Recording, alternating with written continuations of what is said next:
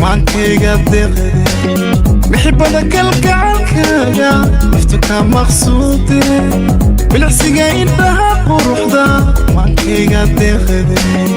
محبتك الكعكاغا نفتك مقصودي ميدي ميدي مونا ميدي كمارمي واي هي ميدي ميدي مونا ميدي ماشي ما تشوتي ميكداري مونا ميكداري أنا كوما أرما وهي ميكداري ميكداري بيبي ما بروحني ما ويلو كما هيلو ميكداري بيلو موعد هذا قالنا كوما ديلو إري مع موية كوما أورقيلو بدك تدا دوجي رين موجي مرو قادا جوجي مانكيغا قبوجي مركا لافيو طنا محقاقا مروجي بدك كدا لالكا كنو نور سنة وشي مها معنا مود سنة موجودو جعيلا دحمو قوريا مول بان دحقليو ميعين بانو باهني موجودو جعيلا دحمو قوريا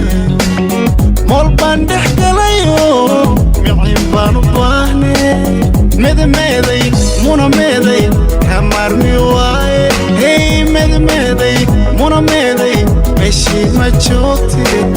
ميكداري مونا ميكداري أنا كوماري ماو هي ميكداري مونا ميكداري ميلي مبر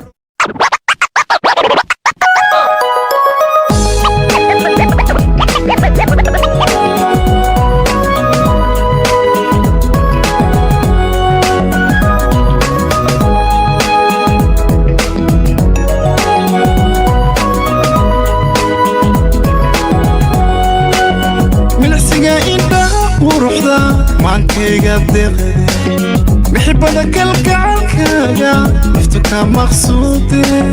بالعسيقا إنها قروحدا مانكيغا دقدي محبتك الكعكاغا نفتك مقصودي ميدي ميدي مونا ميدي كمارمي واي هي ميدي ميدي مونا ميدي ماشي ما تشوتي ميكداري مونا ميكداري أنا كوما أرما وهي ميكداري بيبي ما بروحني ما ويلو كما هيلو ميكداري بيلو موعد هذا قالنا كوما ديلو إري مع موية كوما أورقيلو بدك تدا دوجي رين موجي مرو قادا جوجي مانكيغا قبوجي مركا لافيو طنا محقاقا مروجي بدك كدا لالكا كنو نور سنة وشي مها معنا مود سنة موجودو جعيلا دحمو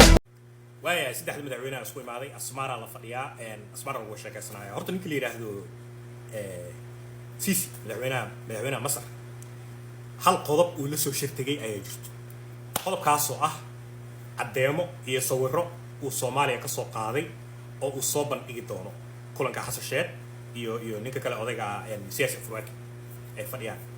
sawiradan waxaa soo qaaday markab oo intelligence sirbaare markab military waaye laakiin gantaal waxba kuma rakibno waa markab raydaale ay ku rakaban yihiin oo loogu talagalay in uu aagaas dhaqdhaqaaq ka socdo waxaas markab waxa uu leeyahay CC wuxuu wadaa sawiro fara badan oo markabku uu soo qaaday oo uu rabo Xasan Sheekh iyo ninkan kale Eritrea inuu soo bandhigo uu tuso uu dhaho arrinkaana badiina ka socdo marka su'aasha weydiin mudana waxay tahay markabkan Masar ay soo dirtay dhowr bil ka hor markii saxiixa dawladda Masar iyo dawladda Soomaaliya saxiix galayeen markabkan sawirada uu soo bandhigayo ma waxa ku jiri doono dhaqdhaqaaq ciidamada Itoobiyaanka ee ka wadaan badda Soomaaliya aniga taasa ilaa hadda aan yani la yaabanahay saaka markaa maqlay in cadeemo iyo sawiro iyo dokumentiyo uu wado CC isla markii waxa isdahay kole wixii dhulkayna ka socdo dhulka gudihiisa tiigada ka dhacday oo kale arrinka webiga Jubba uu ka sameeyay Itoobiyaanka waaba ogeynba taas sawirada laga soo qaaday dadka Soomaalida meesha jooga warbixinta noo soo gudbiyay laakiin baddeena wixii ka socdo maadaama aanan ogeyn markabkan كل ما عديمو صاهلي ما مركب إثيوبيان عبدنا لو راح نسايا ما دام مامون قبليده إثيوبيان وراي كوان أنا إجا أمر قاطان حسن شيخ مجال مقدشة ومصر عافيكرو ما دام إثيوبيان ويري ورموحة معقولة ده كذا قار إمام القبليده الصومالية إثيوبيان كمالو ديسويا أو مراكب وين أو نيفيا إثيوبيان كما الصومالي جذيه اللي راح ديسويا تن أريج الساك ما ده حنون كهرت قاعيجيسيس وامداس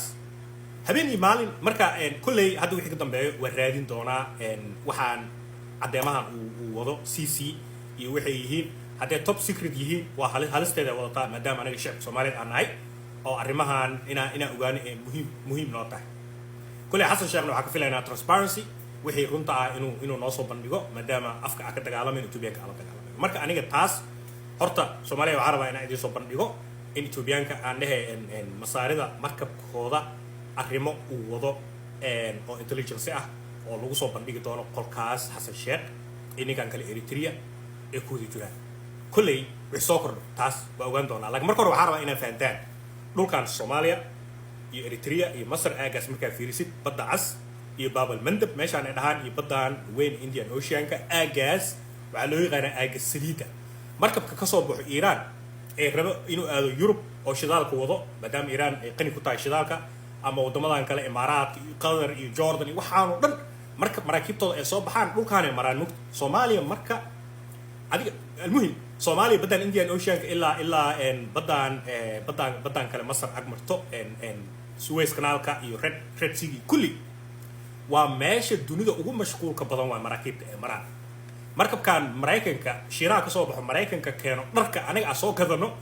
iyo waxyaabaha kaloo faraha badan teknolojiyada inta waxaas ay ku jiraan meeshaasay soo maraan marka aagaas qofkii fadhiyo horta bahashaas wuu ka dhergaayaa awood buuxdana wuu leeyahay oo adduunka dal lala gorgortami karo masar marka waxaan isleeyahay aniga kulankan waxaa soo dedejiyey in masar ay isdhahday nin etoobiyaanka waa soo siqayaa maalin ka dambeeya tallaabo soo qaadayaa